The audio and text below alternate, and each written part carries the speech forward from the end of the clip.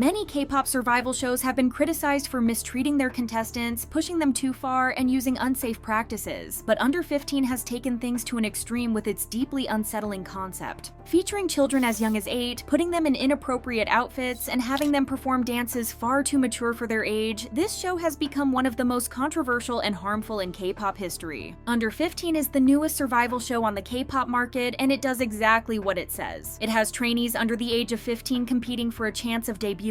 News of the survival show first broke in June last year, with MBN announcing a new audition program led by PD Seo Hyejin, the mastermind behind Miss Trot and Mr. Trot. Given her track record of success, many were eager to see what she had planned. That excitement quickly turned to concern when details about the show's contestants were revealed. Turns out that the program was set to feature children as young as 3 years old, with the goal of debuting a group even younger than the New Jeans were at their debut. In an interview with Sports Seoul, the PD confirmed that the show was on track for a late 2024 release, as the auditions had already wrapped up in Korea, and the casting team was expanding their search across Asia. Naturally, she was asked why the show was focusing on such young trainees. Her response? She believed the growing popularity of younger idols reflected what audiences wanted. She cited her experience with Korea Japan King of Singers, where teenage contestants with distinct vocal styles received strong support, reinforcing her belief that industry trends had shifted toward favoring younger performers. She said, "It seems like the pure emotions unique to teenagers have captivated the audience. Perhaps viewers are now looking for untainted talents as the world becomes more complex and difficult to navigate." As expected, the public response was overwhelmingly negative, with many expressing outrage and disgust. The PD was widely criticized, with some calling her approach unsettling and out of touch. Many argued that she had completely missed the point of what made New Jeans successful. One commenter summed up the frustration, pointing out that New Jeans' appeal wasn't just about their age, it was the creative direction, music, and the members' unique charms that set them apart. The idea of fixating on how young a group should be felt deeply unsettling to many, with some saying the show was crossing a line that shouldn't be pushed. People also criticized the idea of blindly following audience trends without questioning whether those trends were appropriate. Many argued that just because something is popular doesn't mean it's right to pursue it. As one user put it, "The audience could have an insatiable appetite for molka. That doesn't mean you cater to those people's tastes and make a concept that centers around that." People were horrified at the thought of pushing children as young as 3 into the public eye, calling it outright exploitation and calling for its cancellation. Despite the backlash, the show moved forward anyway. On February 14th, it was confirmed to premiere at the end of March, though few details were shared. The first teaser then dropped on March 10th, featuring the young contestants dancing while the show promoted them as the next big thing in K-pop. According to the caption of the post, the program was officially scheduled to premiere on March 31st. The caption on the Instagram post read, "Are you curious about the main character of the 5th generation global girl group debut?" This is when netizens' disturbance reached an all-time high. The contestants were dancing to Megan Thee Stallion's Her, which was already controversial enough due to its lyrics. In the video, the girls are seen dressed in sheer outfits and crop tops with heavy makeup that makes them look older than they were. Some even performed with expressions and movements that felt far too mature. It's no surprise that netizens were outraged, criticizing the show for how it presented minors. Many argued that if the show was truly meant for children, there were plenty of ways to make it fun, youthful, and innocent. Instead of revealing outfits like crop tops and sheer clothing, the contestants would instead be dressed in colorful covered outfits that highlighted their youthful charm, which is the opposite of what the show did. Even if they chose that route, a survival show featuring girls under 15 still poses huge risks. The emotional toll and pressure from being judged by both experts and the public would be overwhelming for such young contestants. Criticism was also directed at the parents who allowed their children to join the program. People were shocked by how these parents, especially in the entertainment industry, could let their kids be part of such a controversial show. While it may offer fame and money, many questioned whether it was worth the potential harm. As a commenter put it best, "The parents of these little ones need some psych assessments and like a few hot minutes in jail along with the producers of the show. What a flaming creep fest." While kids under 15 may dream of being idols, there are safer ways to pursue that, like participating in talent shows or dance classes without facing harsh scrutiny. Alternatively, the show could have used an AI avatar system like Plave, sparing the kids from direct exposure to people who may not have the best intentions. The involvement of idols like Big Bang's Daesung, Kara's Youngji, former X1 member Dongpyo, Oh My Girl's Hyojong, and To Anyone's Dara as judges on the show also sparked criticism. To some people, the fact that they agreed to be part of the show made them question whether they supported its controversial nature and concept. Dara especially faced backlash due to her recent admission of dating a much younger person when she was 19 and he was 14, making her role as a judge even more troubling. Things took a turn for the the worse on March 12th when the show released the contestants' details, including their ages, nationalities, and roles like vocals or performance. While none were actual 3-year-olds, it was still shocking to see how many were as young as 8 or 9. Out of the 59 contestants, a significant portion fell into a troubling age range. 9 were born in 2009, 4 in 2010, 11 in 2011, 20 in 2012 and 2013, 6 in 2014, 4 in 2015, and 5 were just 8 years old, born in 2016.